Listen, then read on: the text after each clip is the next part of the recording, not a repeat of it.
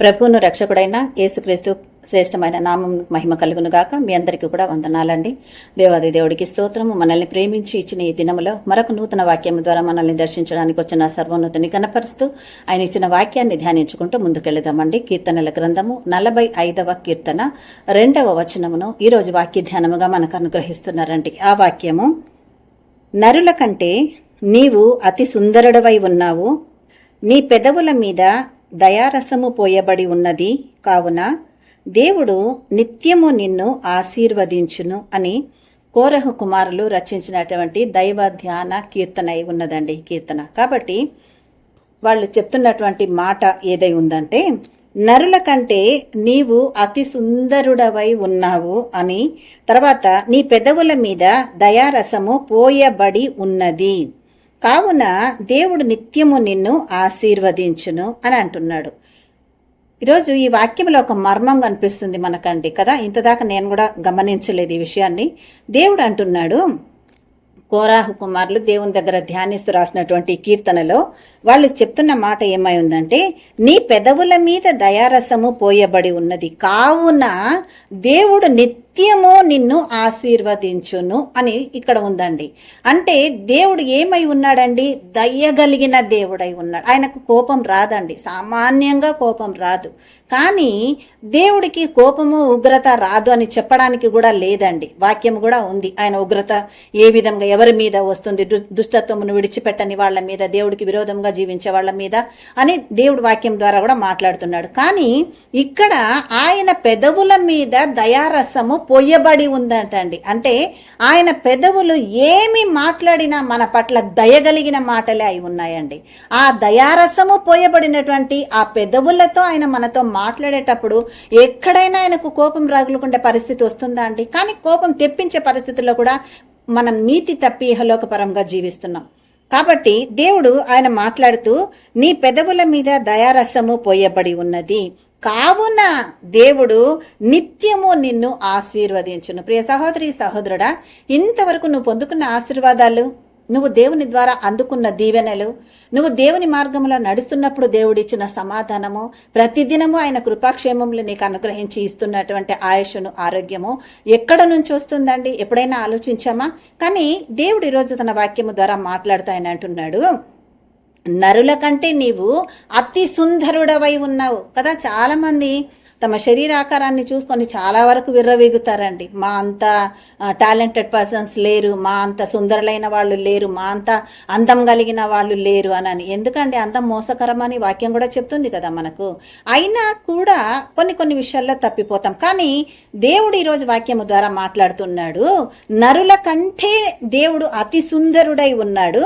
ఆ తర్వాత నీ పెదవుల మీద దయారసము పొయ్యబడి ఉన్నది, కావున ఎందుకు నువ్వు ఆశీర్వదించబడుతున్నావు? ఎందుకు నీ జీవితంలో అత్యధికంగా దేవుని చేత దీవించబడుతున్నావు? ఎందుకు నువ్వేం చేసినా కూడా ఒక్కొక్క దినము దేవుడు నీకు గిఫ్ట్గా ఇస్తున్నాడు? ఎందుకు నువ్వు ఆయన మార్గములో నువ్వు తప్పిపోయి కూడా అతిక్రమాల మీద అతిక్రమాలు చేస్తూ, నువ్వు ఆయన చెయ్యొద్దనన్న పనులు చేస్తూ కూడా నువ్వు నిలబడి ఉన్నావు అని అంటే ఎందుకో తెలుసా? దేవుడు అంటున్నాడు, ఆయన నరుల కంటే అతి సుందరుడై ఉన్నాడు, ఒక విషయం. రెండవది ఆయన అంటున్నాడు, ఆయన పెదవుల మీద నీ పెదవుల మీద దయారసము పొయ్యబడి ఉంది, కావుననే నిన్ను దేవుడు ఆశీర్వదిస్తున్నాడు. కానీ ఇదే రూట్లో మనం కొనసాగితే ఈ ఆలోచన, దేవుడి ఈ ఆశీర్వాద వాక్యము మనందరి జీవితాల్లో ఫలిస్తుందండి. కానీ నువ్వు చేసే అతిక్రమాలను బట్టో, లోకానుసారంగా జీవిస్తున్న విధానాన్ని బట్టో ఇప్పుడు దయారసం పోయబడి ఉంది కాబట్టి నిన్ను ఆశీర్వదిస్తున్నాడు. కానీ నీతి తప్పి భ్రష్టత్వంలో కృంగిపోయి దేవుడు వద్దు అన్న పని చేస్తూ లోకానుసారంగా జీవిస్తే మాత్రం ఎంతకాలం ఈ దయారసం పోయబడినటువంటి ఆ పరలోక తండ్రి ఆయన పెదవులతో నిన్ను ఆశీర్వదించగలడు? అది కూడా తెలుసుకోవాలి కదా మనము. అందుకే దేవుడు ఈరోజు మనతో మాట్లాడుతున్నాడు. వాళ్ళని గురించి పక్కకు పెడదాం. ఈరోజు మనము నీతిమంతులమైతే, దేవుని బిడ్డలైతే మన గురించి దేవుడు మనతో మాట్లాడుతున్నాడు. అందుకే ఆయన ఏమై ఉన్నాడు? లోకానుసారంగా మేము ఇది కలిగి ఉన్నాం, అది కలిగి ఉన్నాం, మా దగ్గర ఇది ఉంది, అది ఉంది, అంత వేస్ట్. గాలి బుడగలాంటి నీ జీవితం, ఆవిరైపోయే నీ జీవితంలో ఏది శాశ్వతమైంది కాదు. ఒక రోజు రాబోతుంది నువ్వు కలిగి ఉన్నదంతా కొట్టుకొని పోవడానికి. కానీ దేవుడు అంటున్నాడు, ఆయన నరుల కంటే అతి సుందరుడైనటువంటి తండ్రి అయి ఉన్నాడు. రెండవది, ఆయన పెదవుల మీద దయారసము, కావుననే ఆయన పెదవుల మీద దయారసము పోయబడి ఉన్నది, కావున ఆయన నిన్ను ఆశీర్వదిస్తున్నాడు. సహోదరి సహోదరుడా, ఈరోజు ఏ విషయంలో కృంగిపోకండి. ఆ సర్వోన్నతుడు నీకు తోడై ఉన్నాడు. ఆయన పెదవులు ఎప్పుడు దయతో నిండి నిన్ను ఆశీర్వదించడానికే చూస్తున్నాడు. ఆయన పెదాల నుంచి వచ్చే ప్రతి దీవెనను అందుకోవాలని దేవుడు ఇష్టపడుతున్నాడు. ఆయన పెదాల నుంచి వచ్చిన ప్రతి ఆశీర్వాదమును అందుకొని అనేకులకు ఆశీర్వాదకరముగా నిలిచి ఆ మహోన్నతుని కనపరచాలని దేవుడు ఇష్టపడుతున్నాడు.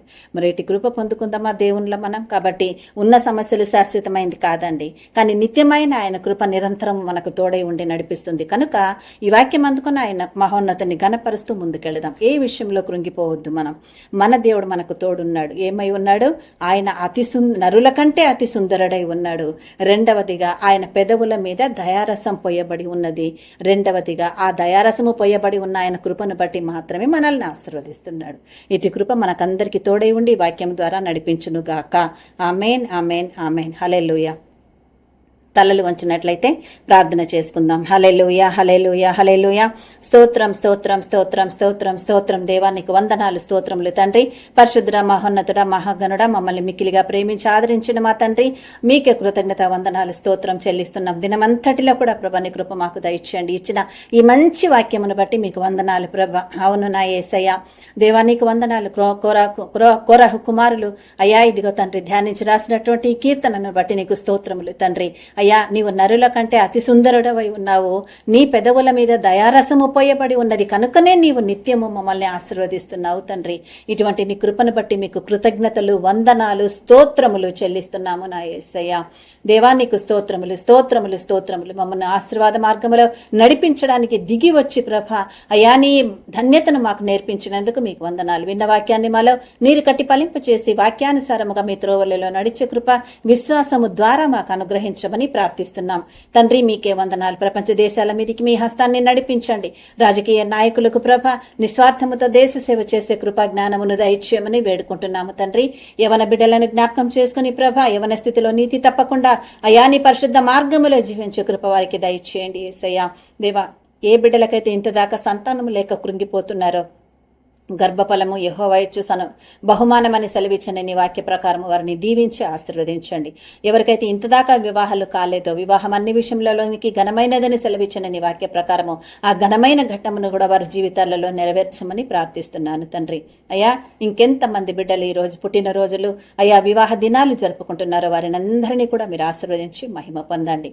అయ్యా, వాతావరణం మారుతుంది. చిన్న బిడ్డలను మీ చేతులకు అప్పగిస్తున్నాం, వృద్ధులను మీ చేతులకు అప్పగిస్తున్నాం. అయ్యా, ఎటువంటి అంటువ్యాధులు తాకకుండా మీ కృపా కంచెలో భద్రపరిచి మీరే ఆశీర్వదించండి. స్కూల్స్కి వెళ్తున్న బిడ్డలను చక్కటి జ్ఞానముతో నింపి చక్కటి భవిష్యత్తును కూడా అనుగ్రహించి మీరే మహిమ పొందమని తండ్రి నీకే స్తోత్రములు, స్తుతులు చెల్లించుకుంటూ మిమ్మల్ని మాత్రమే ఘనపరుస్తూ యేసు నామమున మా ఈ ప్రార్థన అంతా కూడా మీ ఆశీర్వాదముగా అడిగి పొంది ఉన్నాము మా తండ్రి. ఆమేన్, ఆమేన్, ఆమేన్. హల్లెలూయా. అందరికీ వందనాలండి. దేవాది దేవుని వాక్యము ద్వారా మేము దర్శించబడ్డాము, ఆ మహోన్నతుని కృప వలన మేము ఆదరించబడ్డాము అని అనుకున్న వాళ్ళందరూ కూడా ఆయనకు కృతజ్ఞతా స్తోత్రములు చెల్లించి మరి ఆ మహోన్నతుని చాటున నివసించి ఆయన ఆశీర్వాదములు అందుకోవాలని కోరుకుంటూ, ఈ వాక్యం ద్వారా నేను దీవించబడ్డాను అని అనుకున్నప్పుడు అనేకులకు కూడా ఈ వాక్యాన్ని షేర్ చేయండి. ముఖ్యంగా ఈ ఛానల్ని సబ్స్క్రైబ్ చేసుకోమని కోరుకుంటూ అందరికీ ప్రైజ్ ది లార్డ్. 9 minutes కూడా కాలేదు.